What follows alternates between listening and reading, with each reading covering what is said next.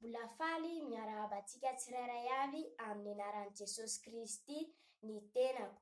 Mbola voninahitra ho an'Andriamanitra irery ihany no ahafahako mijoro vavolombelona amintsika tsirairay avy. Anio ny tenako dia anambara ny fahitana izay nasehon'ny Tompo ay tamin'ny 18 Août 2024 dia nampiseho fahitana ay zany ny Tompo zazany mipetraka amina toerana avo be, pofo fotsifotsy no hipetrarako, dia nisy anjely avy any an-danitra.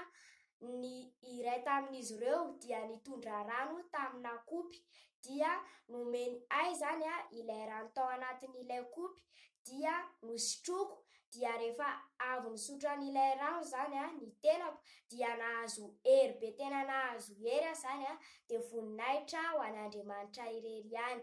Dia ny tiako ampaherezina antsika zany tsika mila mijoro tsara mankatoy an'Andriamanitra dia maneho ny fahalebiazana izy. Amen.